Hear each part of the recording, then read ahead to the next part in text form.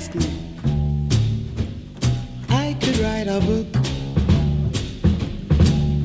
about the way you walk and talk and whisper and look.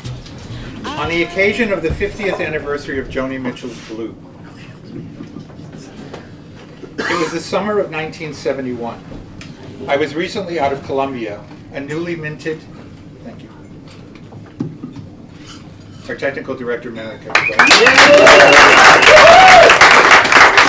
taught enough cabaret classes, I should know that. Anyway, I was recently out of Columbia, a newly minted, unwilling bachelor, living alone in a new apartment in Greenwich Village on West 10th Street, a stone's throw from Christopher Street, the mecca of New York gay life. I was without a job, I had little money, and my heart was broken from a failed romance. I was determined to enjoy my new neighborhood and my new freedom, both of which included a lot of sex.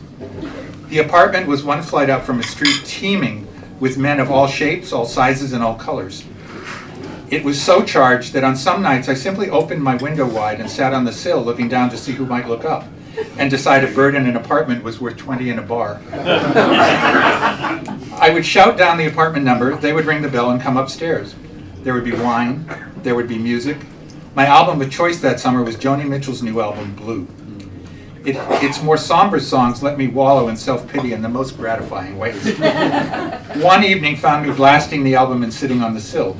A voice called up from the street, saying what a great album it was. The guy had long blonde hair, a tie-dyed shirt, torn jeans, and sandals. Shaking off my mood, I invited him up.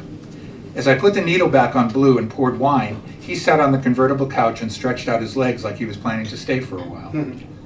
As I sat down beside him, he got very quiet, listening intently to Joni's voice. I let it wash over me as well, and we sat there alone together, lost in the music. When the last time I saw Richard began, I looked over and realized he was weeping. I asked if everything was okay, and he leaned over and rested his head on my shoulder and said, "No, it's not." I put my arms around him and held him as the crying continued. Eventually, he confessed that a close friend had committed suicide the day before, and that his name was Richard. The song was too much for him to bear. I offered to put on something else, but he insisted on listening to the whole album, and then asked if we could play it again. He looked at me with a weak grin on his face and said, "Here you are expecting a blowjob or something, and here I am mourning my friend. It's really fucked up, right?" I told him I had invited him up just to share the music and that anything else might have been nice but was not expected. He had been wandering around in a daze on the streets when he heard the music. We fell into an easy silence and listened to Blue again.